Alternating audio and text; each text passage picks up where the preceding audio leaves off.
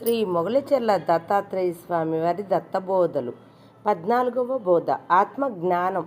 ఇక్కడే ఉండి కుటుంబానికి ఒక అండగా నిలబడక ఎక్కడికో వెళ్ళి తపస్సు సాధన అంటావేంటి అని ఒకరు, మీ ప్రతిభ అమోఘం, ఇంతటి ఆశ్రమానికి తదుపరి గురుపీఠాన్ని అందుకునేందుకు మీకు శిక్షణ ఇస్తాము, ఇక్కడే ఉండండి అని ఒకరు.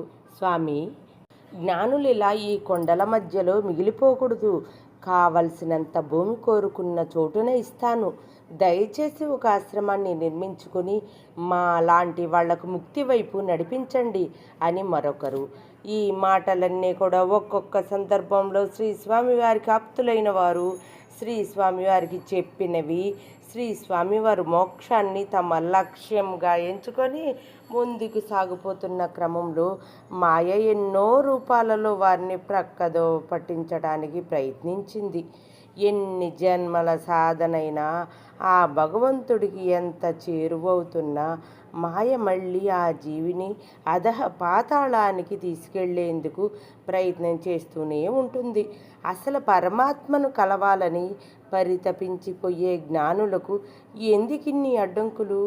ఎందుకు మాయ వాళ్ళని మళ్ళీ జన్మ చక్రాలలో బంధించాలనే పదే పదే ప్రయత్నిస్తుంది? అంటే అదే కలి ప్రభావం.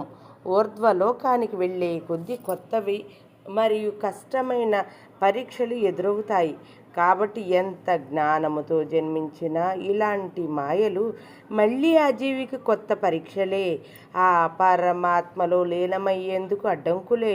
ఇలాంటి పరీక్షలను ఎదుర్కొనే సమయంలోనే జీవుడికి పూర్వజన్మల జ్ఞానమే కాక తన చిట్ట చివరి జన్మలో సముపార్జించుకున్న జ్ఞానము, అప్పుడు చేసుకున్న సాధన అక్కరకు వస్తాయి.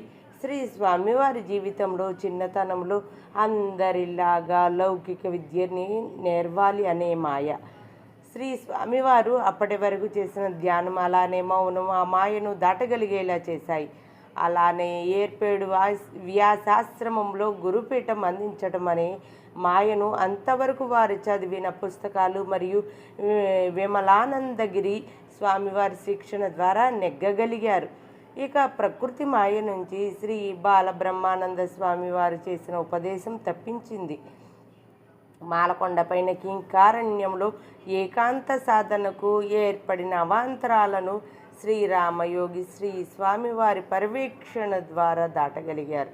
ఇక అటుపైన శ్రీ స్వామివారు చేసిన సాధనతో తరువాత ఎదురైన ప్రతి సన్నివేశంలోనూ ఏది మాయ ఏది సత్యం అనే వ్యత్యాసాన్ని ప్రస్ఫుటంగా తెలుసుకుంటూ ముందుకు సాగారు. ఋషివాక్యం. స్కంద పురాణంలో చెప్పబడిన శ్రీ గురుగీత అనే మంత్ర రాజమునందు పరమేశ్వరుడు జగన్మాత అయిన పార్వతీదేవితో ఈ విధముగా ఇస్తున్నాడు శ్లోకము. ఏకాకీ నిస్పృహ శాంతార్చితా సూయాది వర్జిత బాల్యభావేనయో భాతి బ్రహ్మజ్ఞాని స ఉచ్యతే. రెండవ శ్లోకం. తదైవ జ్ఞానవాన్ జీవః పరమాత్మని సర్వదా ఐక్యేన రమతే జ్ఞాని యాత్ర కుత్ర దివానిశం. అర్థము. ఓ పార్వతి, ఎవరు బాలుని వలె లౌకిక విషయాలపై నిస్పృహులై శాంతితో చింత అసూయాది దుర్గుణాలు లేక ఉన్నారు, అట్టువారు బ్రహ్మ జ్ఞానులని చెప్పబడుతున్నారు. పగలు రాత్రి అనే భేదములు లేక అనగా సర్వకాలములలోనూ ఏ జీవుడైతే పరమాత్మలో ఆనందముగా రమిస్తున్నారో అట్టివారు బ్రహ్మజ్ఞానులని చెప్పబడుతున్నారు. శ్రీ స్వామివారి బోధ. బాలోన్మత్త పిశాచవాత్ అని అవధూత స్థితిని ఋషులు వర్ణించారు.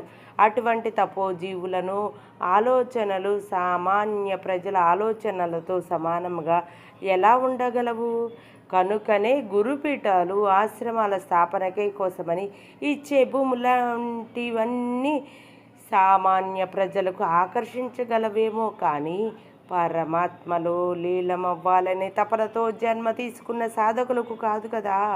అందుకనే శ్రీ స్వామివారు పలుమార్లు మీరు సామాన్యులు ఏది మాయ లేక ఏది సత్యం అని ఎరుగలేరు, కావున ఇప్పుడు నేను తీసుకునే నిర్ణయం మీకు అసంబద్ధతగా అనిపించవచ్చు, కానీ అదే సరైన మార్గం అని ఉపదేశించారు. అంతేకాదు, ఆయన చెప్పిన ఉపదేశాలు అక్షర సత్యాలు అని నిరూపించే సాక్ష్యాలు ఇప్పటికీ కోకొల్లలుగా జరగటం మన శ్రీ మొగలచెర్ల దత్తాత్రేయ స్వామి వారి క్షేత్రంలో చూస్తూనే ఉన్నాము కదా. ఓం ద్రాం దత్తాత్రేయాయ నమః.